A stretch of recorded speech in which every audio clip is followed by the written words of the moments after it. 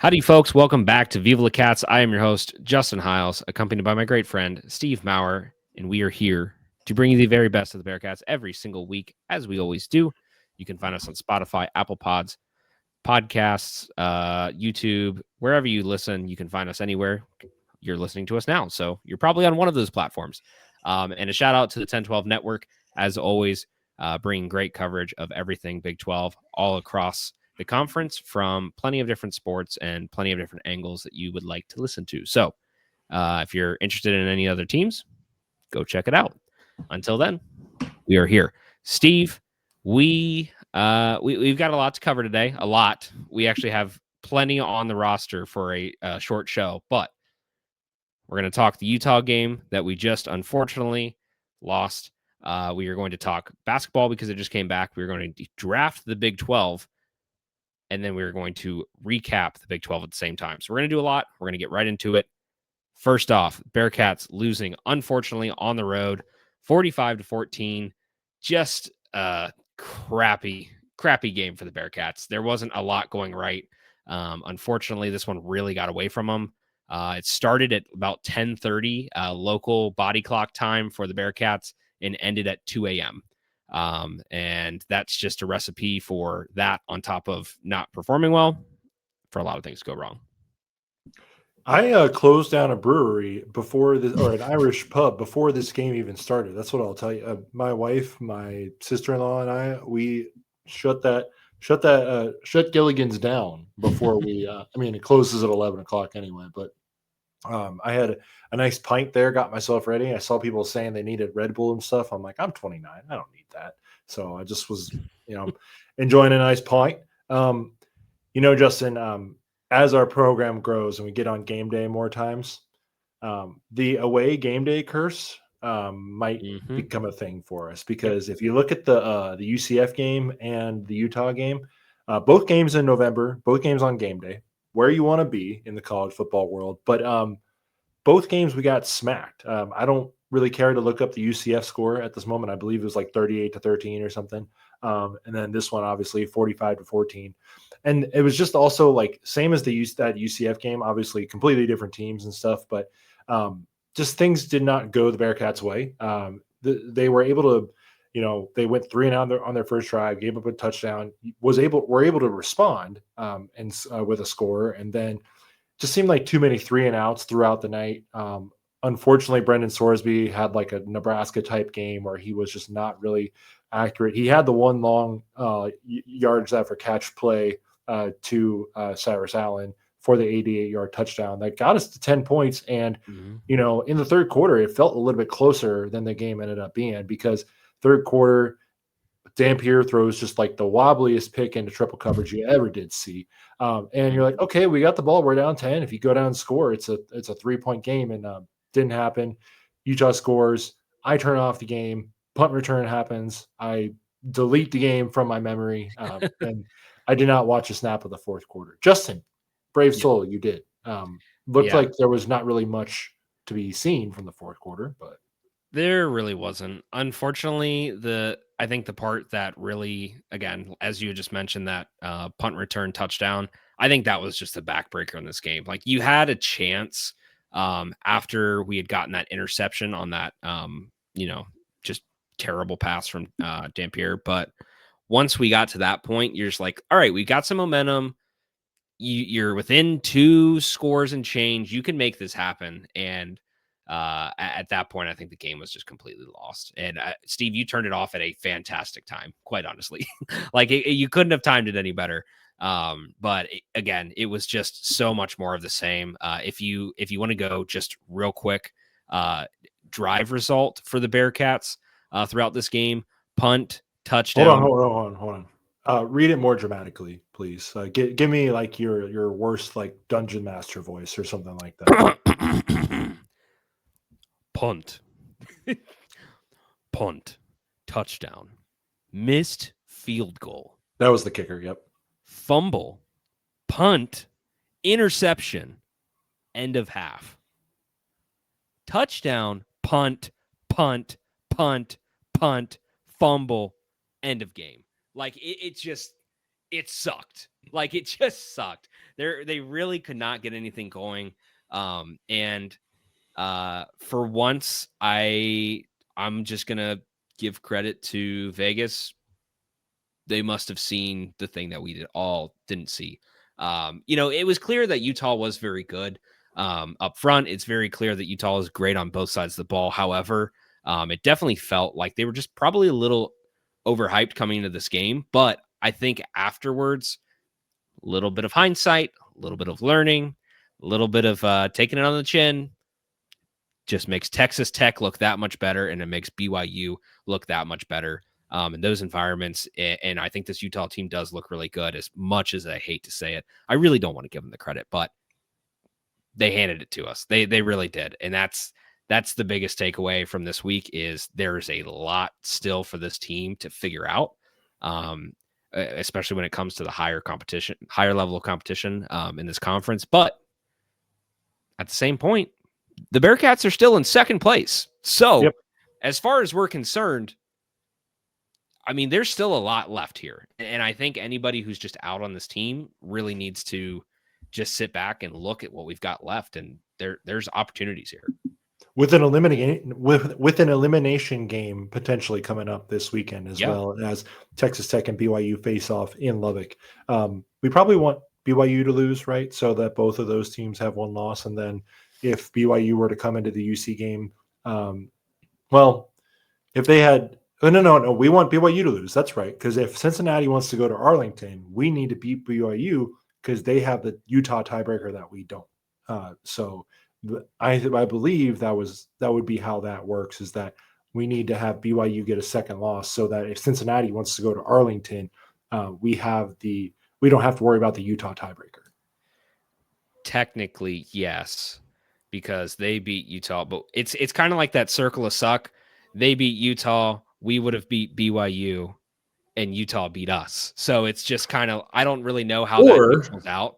Or it if just puts Texas Tech in. Yeah, so or if Texas Tech to lose. Yes, yeah, you're right. You're right. If Texas Tech loses, then BYU's still undefeated. Cincinnati still got one loss in conference. Cincinnati hands them that one loss, then they rematch in Arlington. That gets potentially two teams in. Right, so. Because if Tech loses, you get it's Cincinnati and BYU. If Cincinnati wins out, BYU's undefeated. You have 2 1-loss teams. Tech automatically becomes the second 2-loss team with Utah, and then you're in the clear. But you got to beat Arizona, and you got to beat TCU, and you just got to hope everything goes right in that BYU game. And I don't know, like we've said, we've seen a lot of points with BYU where they are a very quality team. They're a holistic, very good team. However, there's a lot of flaws, and I think there are some things that the Bearcats could be matched up well with them against. We're not going to dig into all those right now because we do have a lot to get to in the show, and that game is still a few weeks out. But again, just one more thought real quick. Yes. I think against tough running teams, the 3-3-5 might need to put an extra lineman down, or might need to put another man in the box. Dude, it was terrible. Like the whole game, you're just like, I would love to just maybe change our entire scheme right now.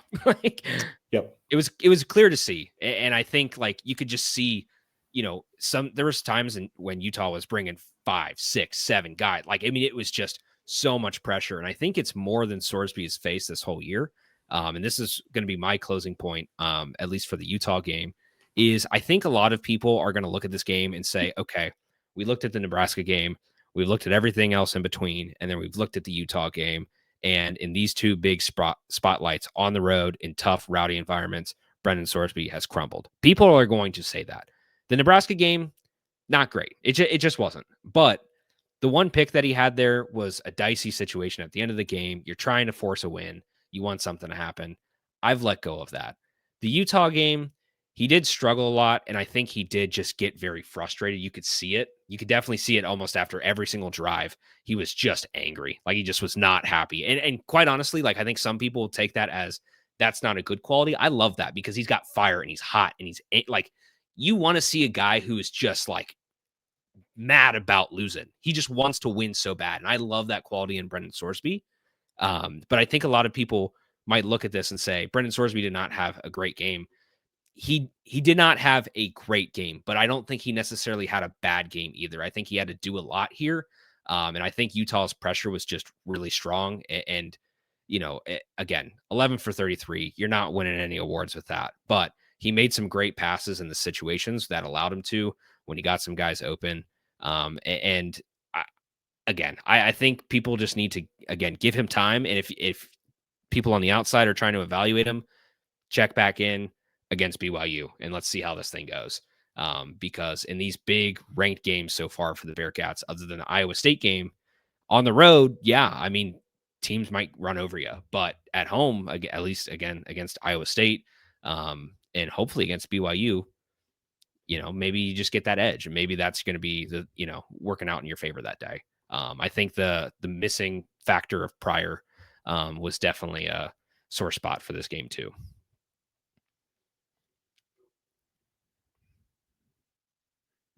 Sorry, mute button was on. Big time. And then Tawi kind of being out there. Still no sacks in this game, only 2 all year for the offensive line. But I think it's just like it was just going to be a hard game, and I think I probably talked a little bit too much.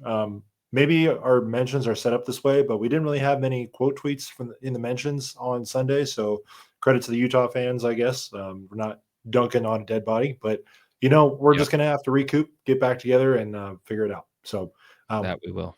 We got a bye week, Justin, though, and another sport happened last night, and I happened to be wearing its jersey. That he does. Steve, basketball's back, baby. It's back. The Bearcats came out and put on an interesting performance last night, all over the board, but I think you definitely got to see a lot of the flashes that this team has shown its potential. You got to see a lot of things, from some of the younger guys. You got some time from Tillery. Of course, you had some great, moments from Sean and from Baba and from why did I just blank? My whole brain just collapsed. Overall, this game just went, I think, pretty well for the Bearcats. The second half came out to a really slow start, but they started to figure it out and picked up their pace. And of course, Mustafa. That was just nice to see him on the court. It's nice to see him in a Bearcats jersey and not on the other side of it, because that's definitely it's been something we've been looking forward to all off season. So, Steve, 94-63 W over Western Carolina. What'd you think? I'm not trying to. I think this year I'm going to try and be different, Justin. I'm definitely going to not try and take really anything out of these non-conference games. I don't really think it serves. Other than the Power 4 games, and I guess Xavier, not a Power 4 team, but I guess those games that we're going to play.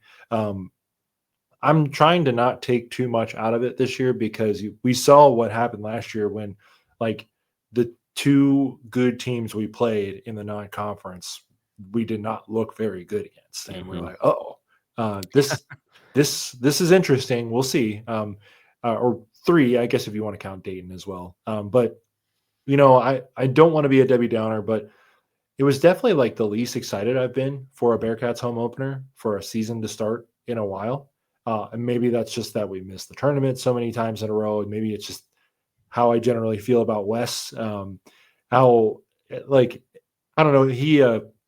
Justin, he did the thing at halftime. I watched the game still, but he did the thing at halftime where he's still just got the grumpy face, and he's just yeah, there's a couple things we did well, but there's a lot of things I didn't like. And I think the thing to me is that with other coaches who had success, people buy in to the stick. I know obviously coaches are perfectionists, especially at the college and professional level, that you don't get to that level without being a perfectionist. It's kind of what you have to be. But even that kind of shtick is wearing off on me. I get it. And so, Justin, I think there's definitely some good things to pull out of this game. I'm not trying to be a Debbie Downer. Sean with 18 points in his first game. By the way, he's kind of just fallen off the radar. I know, obviously there's AJ DeBonsa and Darren Peterson, the guy at Louisville. There's a bunch of different guys, or Louisville, I guess, not Louisville, that there's a bunch of different freshmen, but I'm like, has Sean's name kind of fallen off the map? Like he was on the McDonald's All-American team. He was top 25 recruit in the nation. Like I feel like he's going to kind of come out of nowhere and surprise some people. So, and then, day 27 minutes. I thought it was interesting too that Sean, Moose, and Baba all tied for the leading scorer with Yeah. 18 each. Like, I Magic don't number. think that's going to happen every game, but I like seeing Moose get out there, made a 3, 5 for 7 from free throws, still 67% from the free throw line. That might be another recurring theme that we're going to have to discuss all year. Mhm. And then, obviously, Sincere Harris goes out.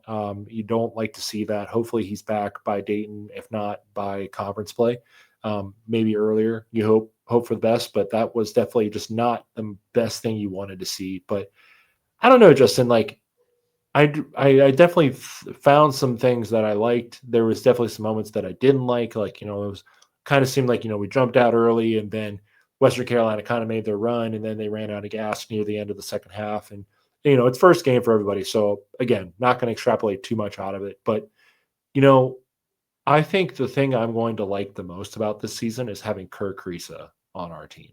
Oh, It's yeah. been too long, Justin, since we had the guy that other fans hate.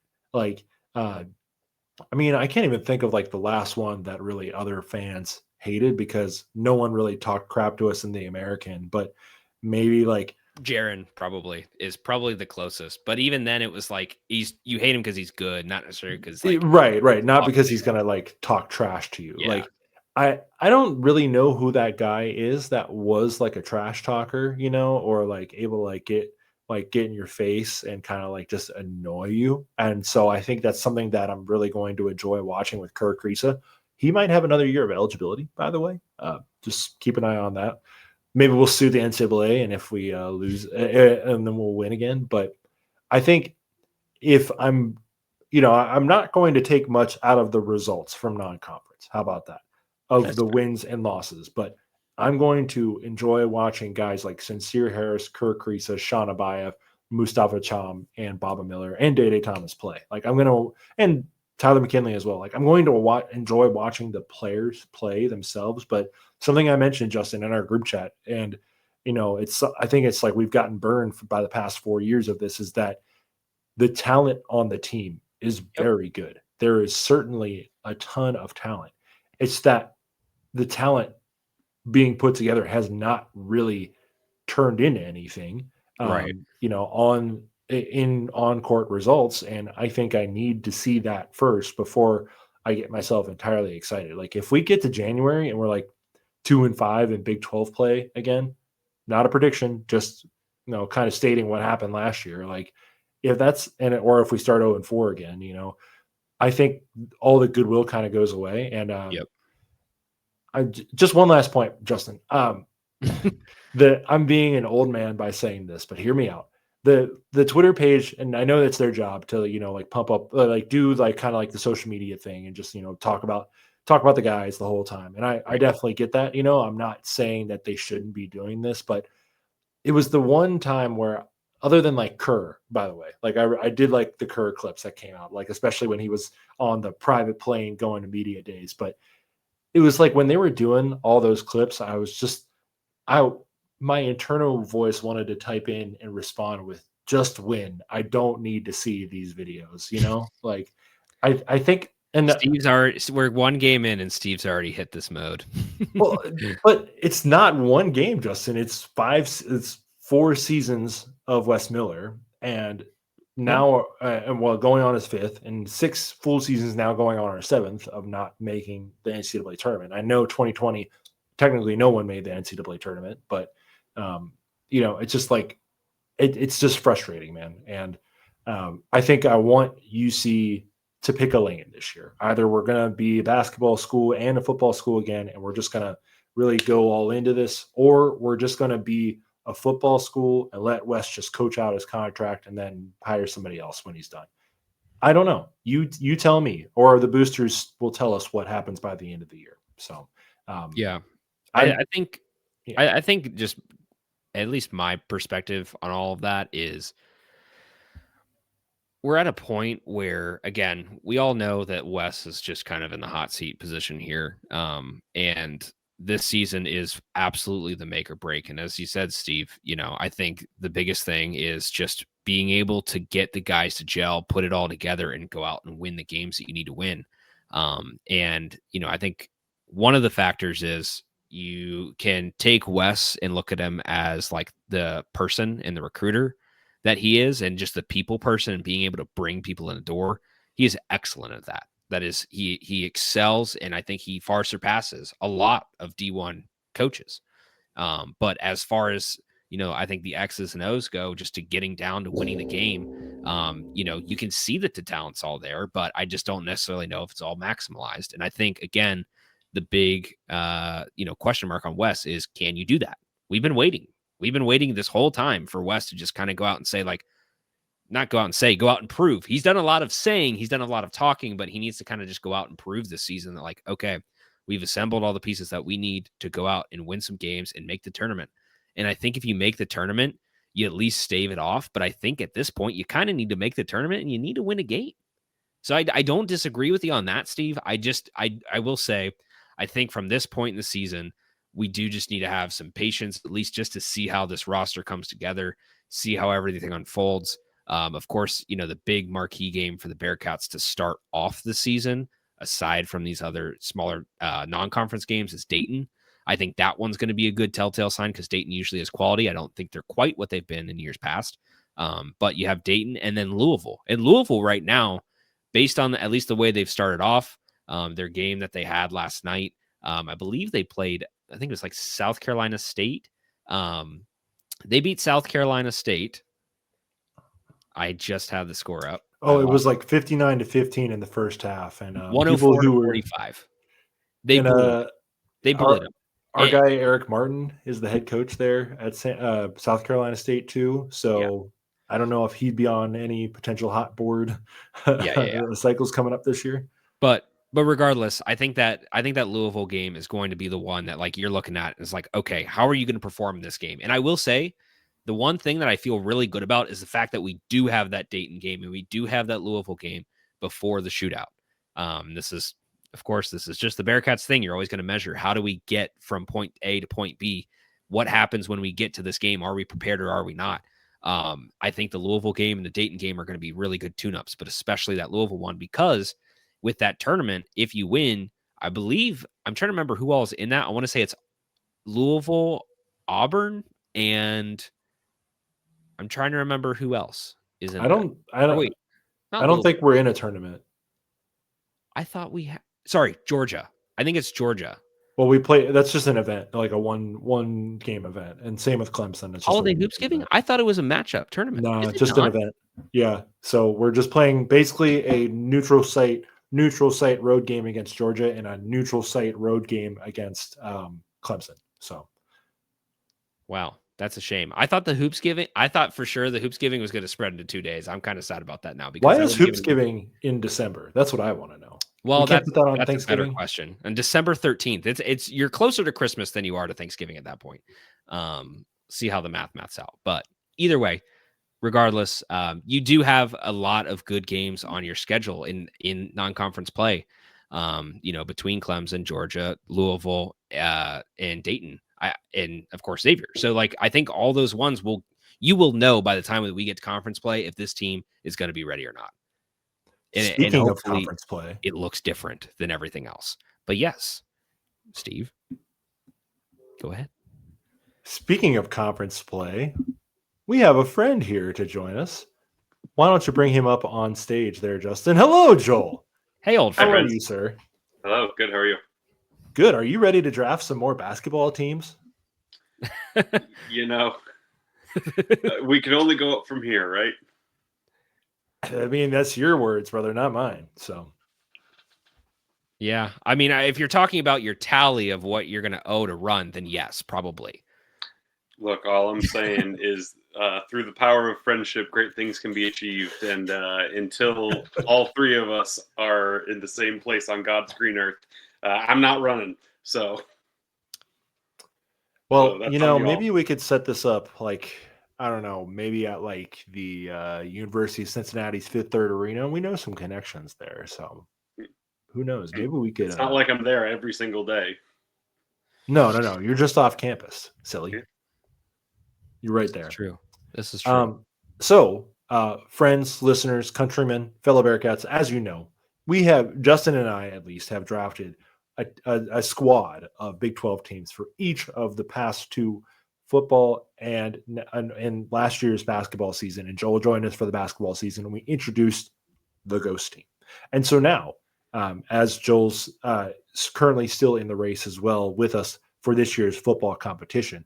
Justin, by the way, we should add in the bowl games and conference championship and CFB entrance for those as well. Like we did, it's only fair, for football season that we did it last year. We keep it going this year because, of course, I think we got to help some people out here. So, yeah, but or hurt them more.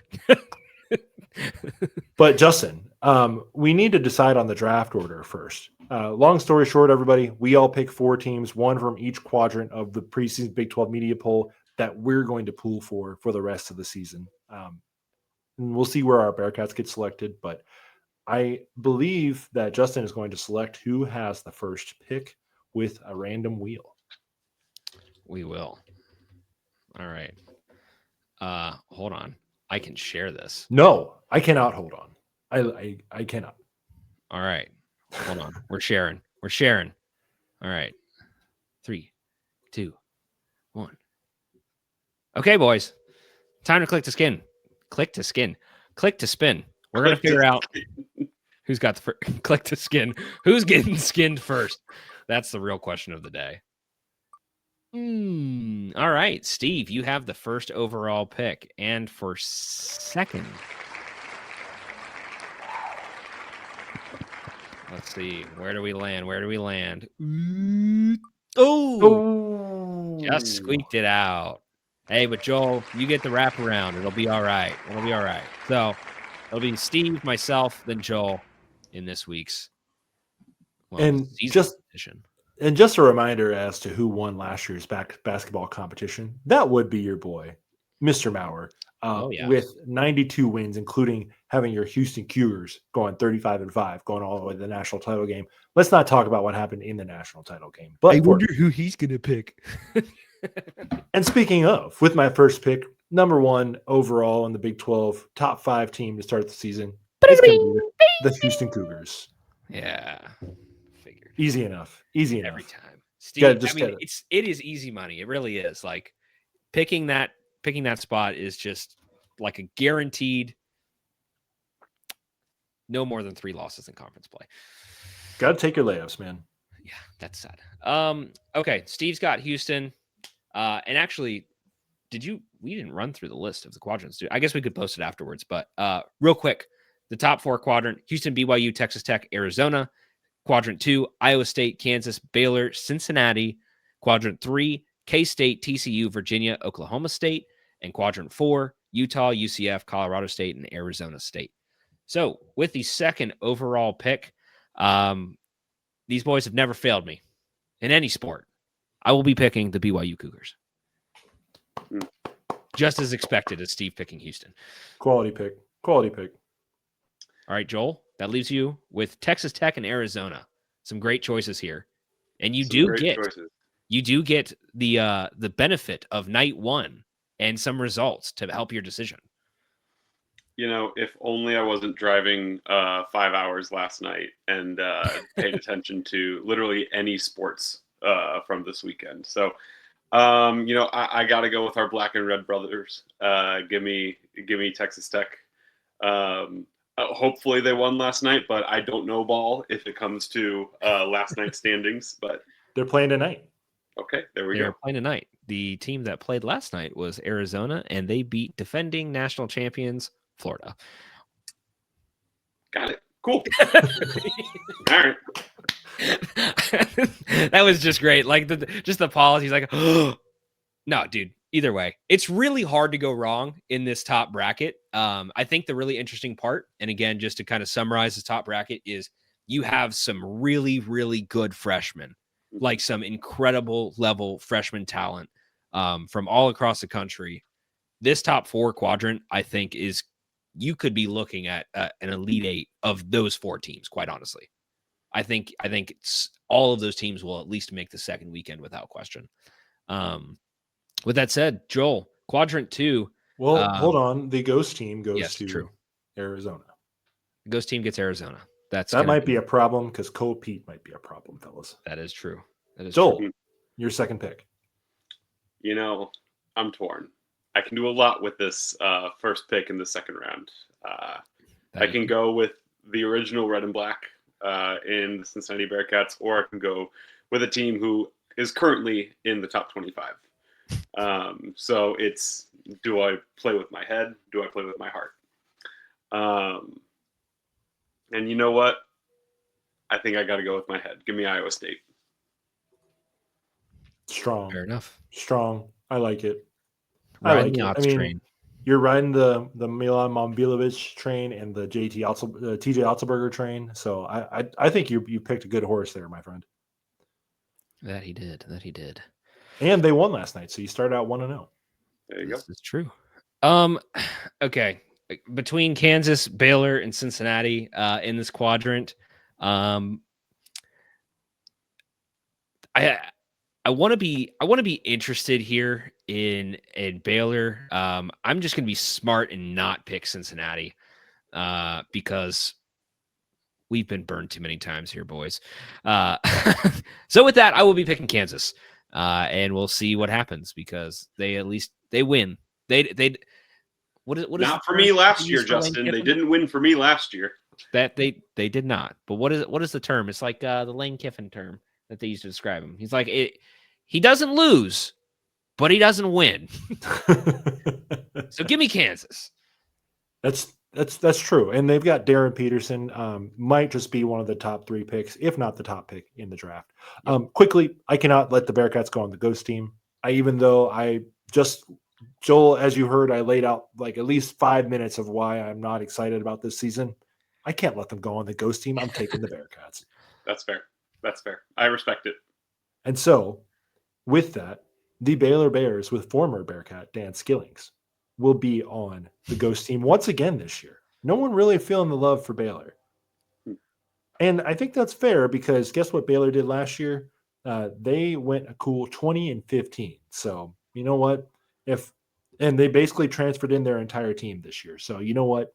If I don't get Baylor, I'm not really too broken up about it. Okay, going quickly, next in our quadrant 3, Kansas State, TCU, West Virginia, and Oklahoma State.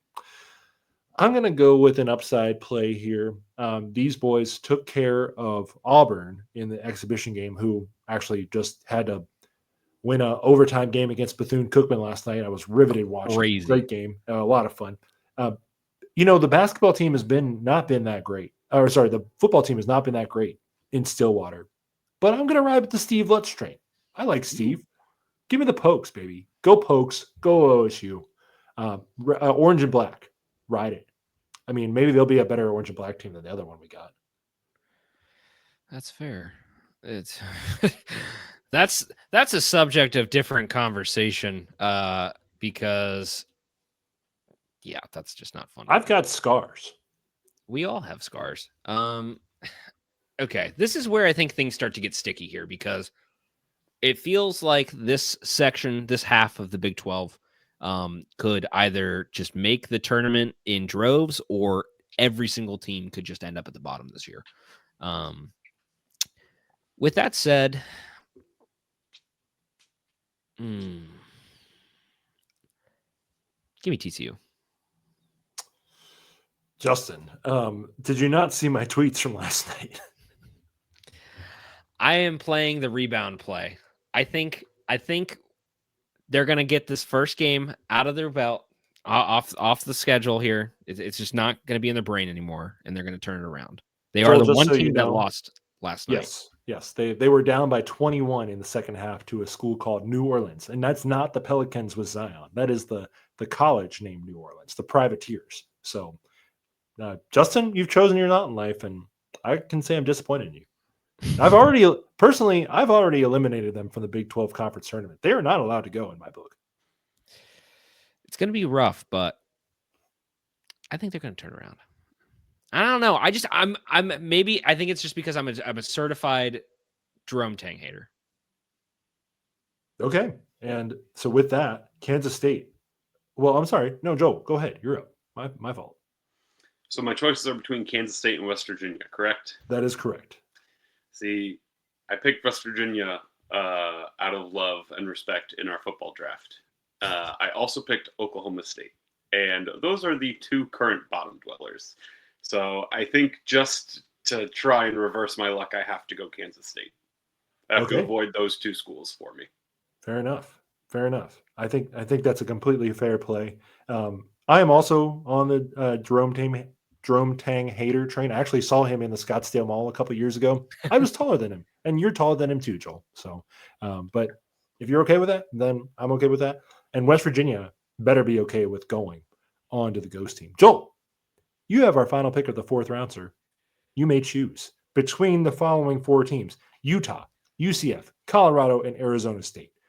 Will you be staying up late to watch one of these teams? No. I will not be. I have a very early bedtime. We are recording this at 8:27 p.m. and it is currently past my bedtime. So, but with that being said, I will take Utah. Okay. New coach this year. Potentially some positivity going on there. I like it. Justin, what about you? Oh, Steve, I really just don't like this back half. I don't feel confident in anything.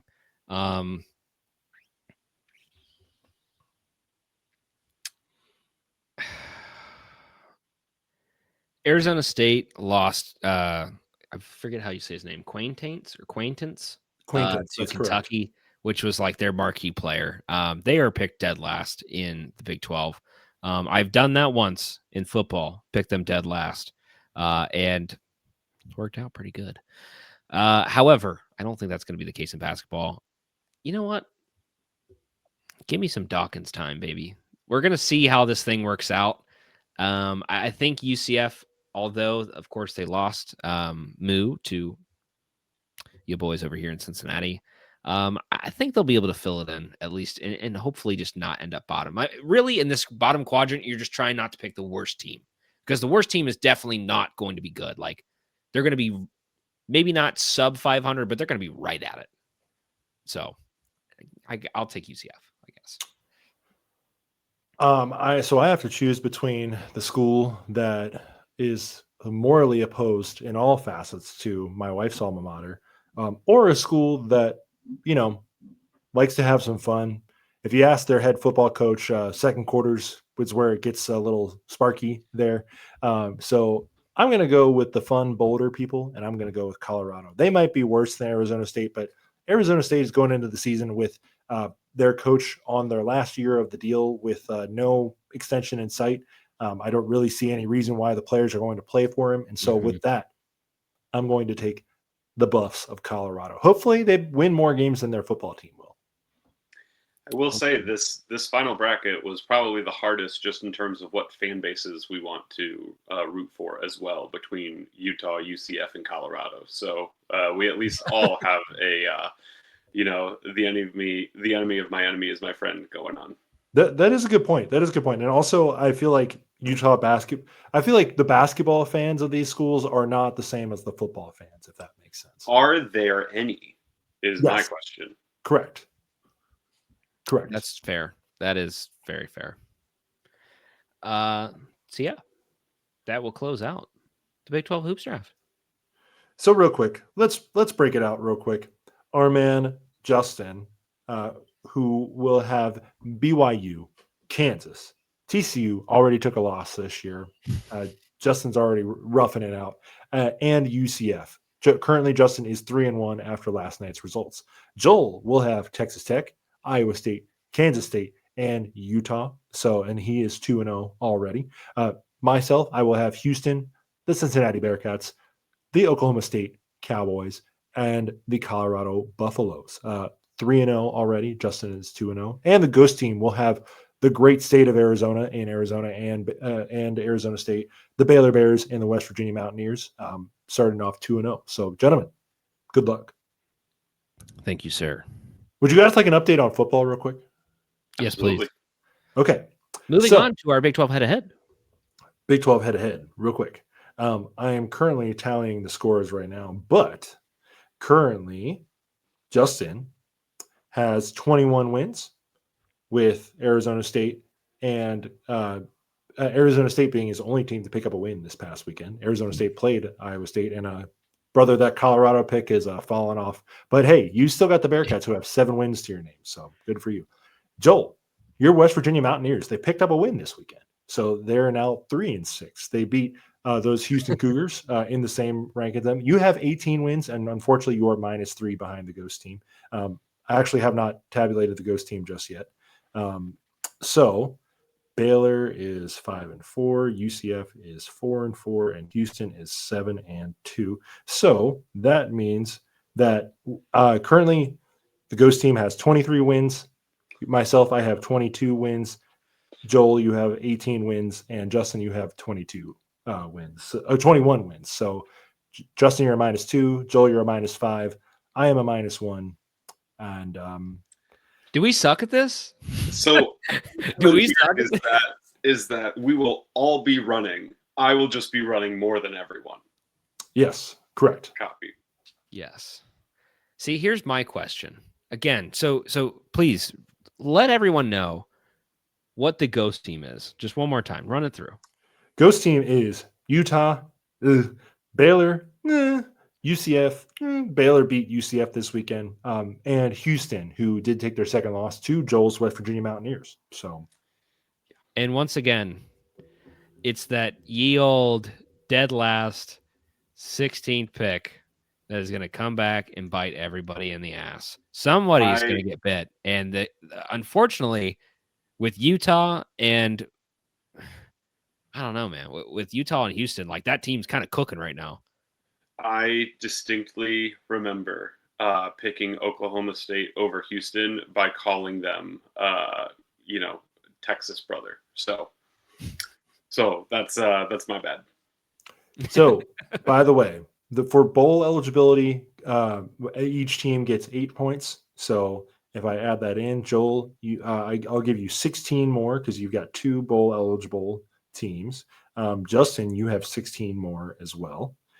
And then I have only 8. I only have 1 team that is currently bowl eligible, and the Ghost team has 2, so 16 more for them. So it doesn't help you guys, but puts me in a hole. I'm now -9, so that's no bueno for your boy. But also, you get 8 points for bowl. No, I'm sorry, you don't get 8 points. You get 4 points for bowl eligibility, and you wait. No, you get 2 points for bowl eligibility. This is great radio. 2 points for bowl eligibility. He's figuring it out.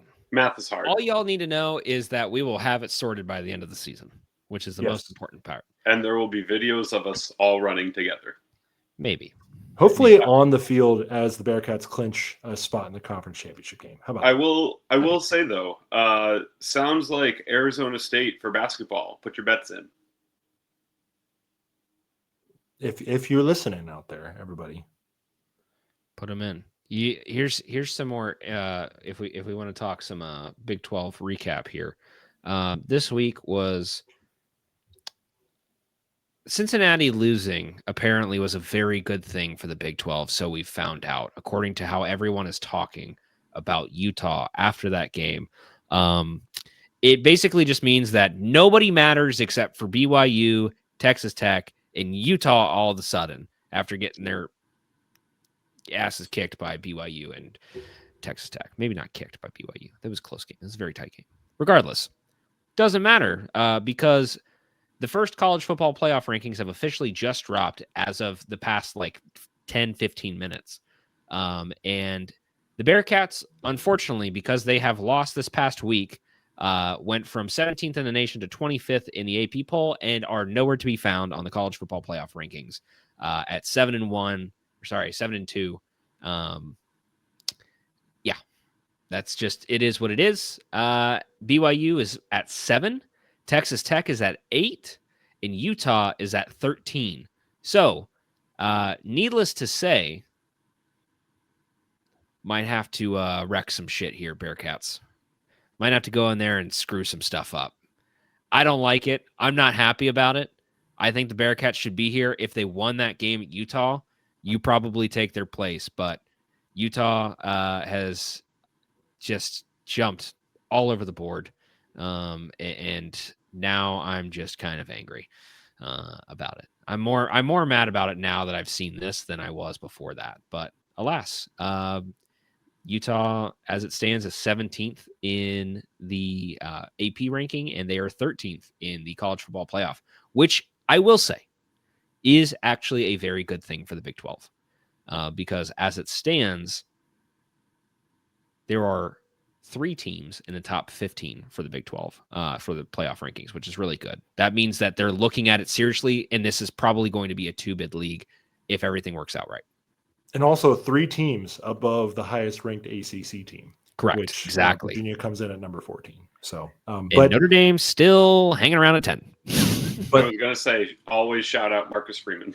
Yep. But just real quick, I just tweeted out a 3-loss SEC team over Cincinnati. The playoff committee is an enemy once again. So, yes. Gary Barta, you're not even working anymore, but you're on my list, brother.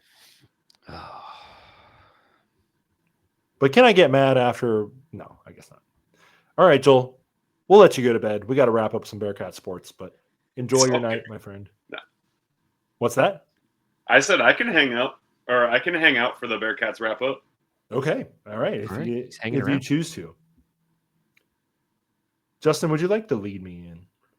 Yes, I would like to lead you in. This week on the Bearcats Sports Wrap Up, presented by Steve. we don't have a title sponsor. Presented by the 1012 Network. Our boy Steve has all of the games that you want to know about. Every single sport across Bearcats land, he's got it covered, and he's going to give it to you in a whopping 5, 4, 3, 2, 1. Well, thank you for that introduction, Justin. We're going to start first at cross country over in Lawrence, Kansas this past weekend.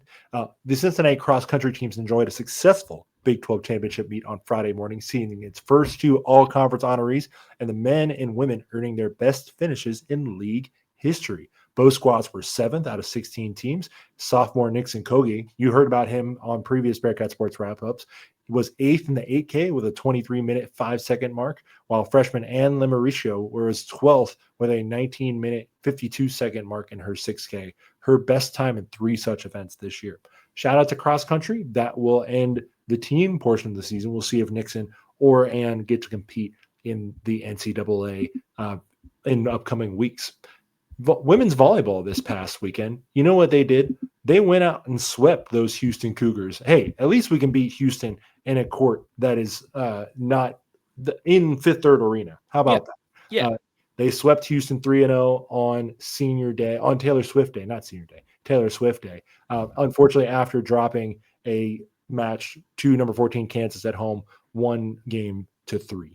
And they will be on the road in the Sunflower State this upcoming weekend. They will face Kansas State in Manhattan on Thursday, and they will go to Lawrence to play Kansas again this upcoming Saturday. Next, we will. By the way, the Bearcats are currently number 10 in the volleyball standings with a conference record of 4-6 and overall record of 12-8. So, going to need to get a little bit of work done to potentially get in as an at-large for the conference, for the NCAA tournament. No conference tournament in volleyball. Fun fact. Let's go next to the women's basketball team, who started their season tonight. First game without D. Alexander, and as of time of recording, they are currently losing by 2 with 3 seconds to go. Unfortunately, it looks like the Bearcats are going to drop their first game without their star freshman, as she is out indefinitely, like we mentioned last week. Hopefully, we'll be back soon.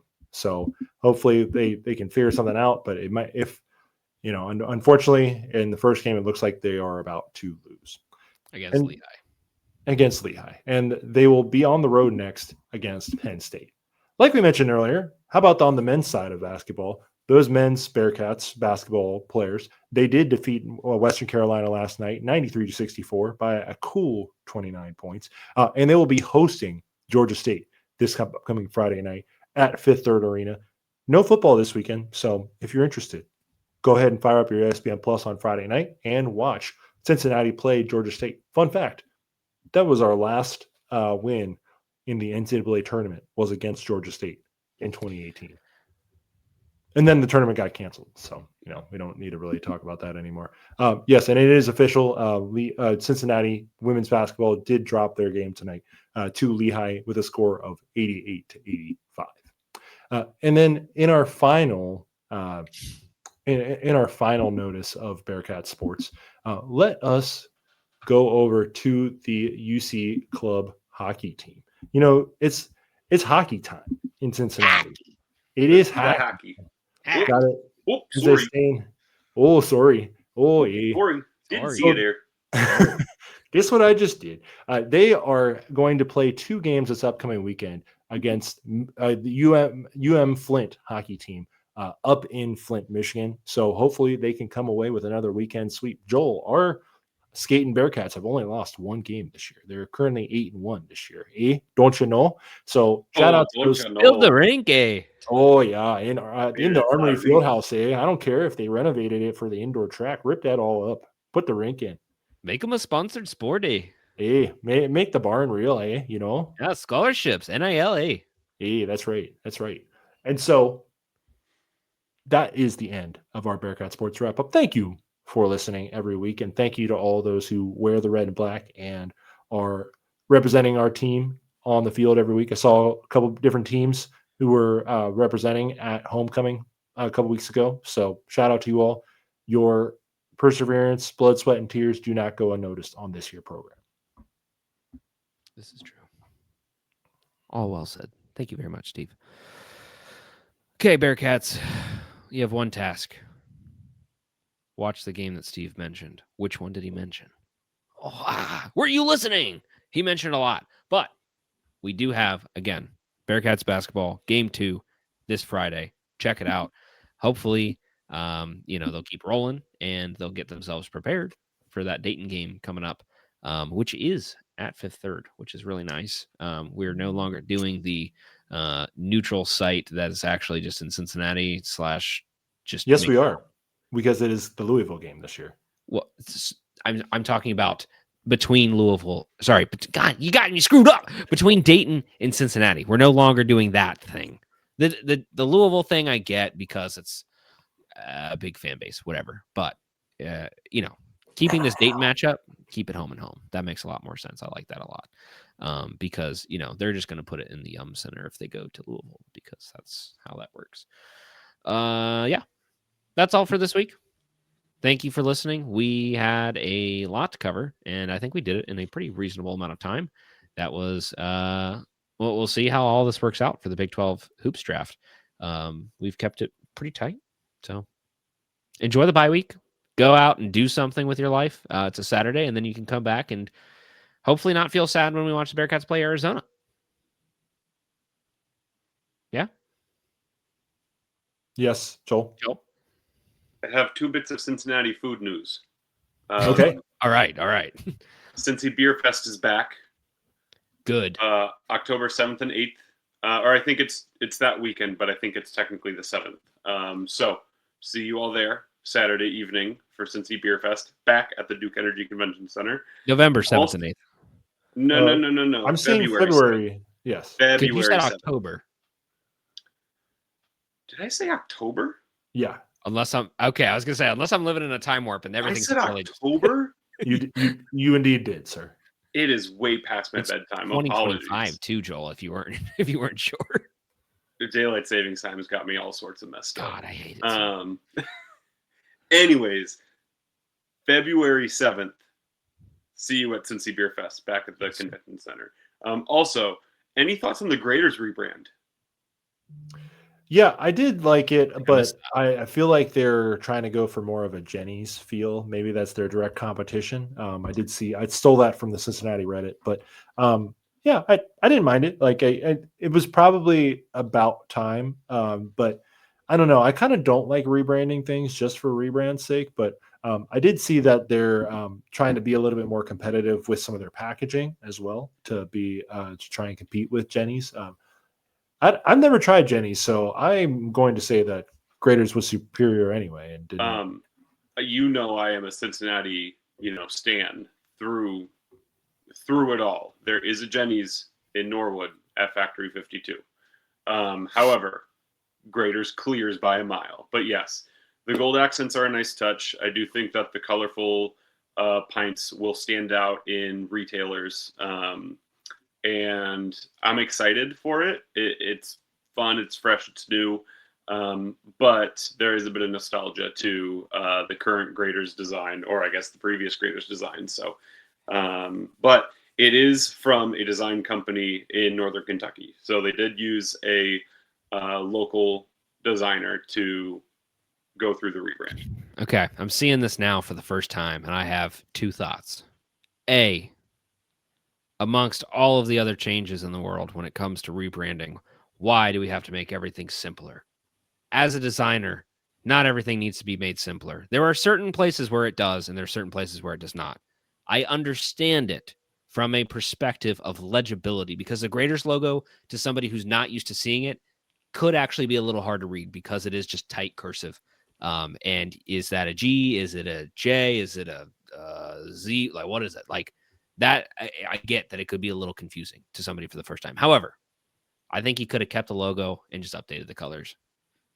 I think you could have simplified. You could have kept the logo, dropped all of the offset secondary colors in the actual Graders cursive logo. You could have dropped that and just made it a solid, much more easy to use print that you can put on a lot of different things. Drop it for different colors, put it in. You don't need that like secondary sort of shaded effect. But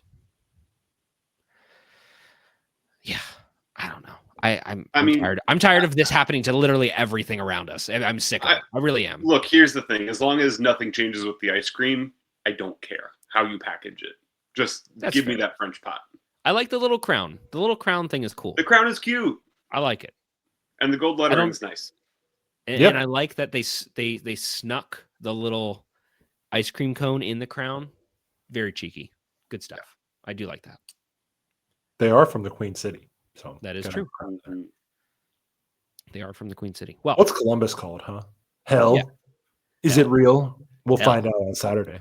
We will find out. They gave us hell. The last game was a little rough. I don't want to talk about November 2nd ever again. Yeah. Guys, do you remember like a few weeks ago when everything seemed to be going up? Like the Reds were going into the playoffs. Maybe I guess it was a month ago now. The Reds were going into the playoffs.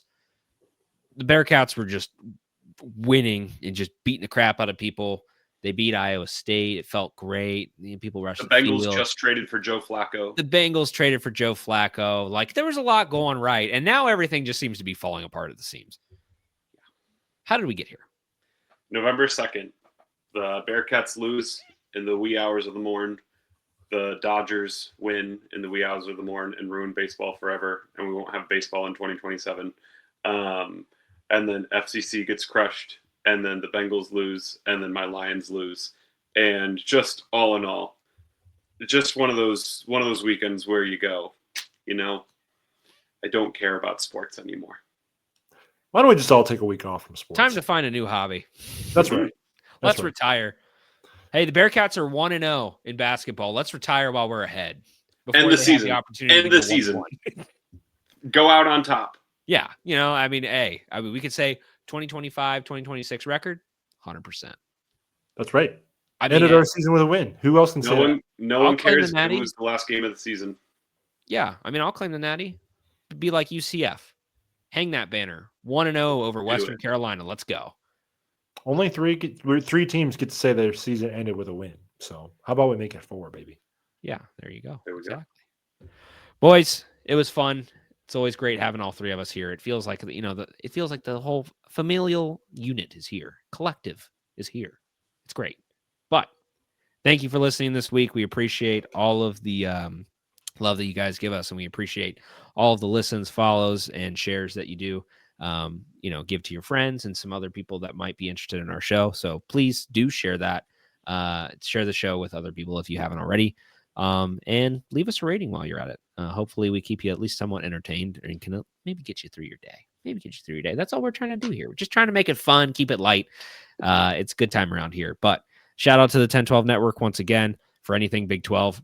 Check out the network. Plenty of shows covering plenty of different sports. It's all there. And then on top of that, have a good week, people. For myself, for Steve, for Joel, bye-bye. Cats, baby. Cats by 90. Cats by 90. You know what? I'm going to say Raiders by 90. Hold on. Raiders by 90. But we never talked on the show about the Muskie beer and how that actually is just dog water. Wasn't the brewer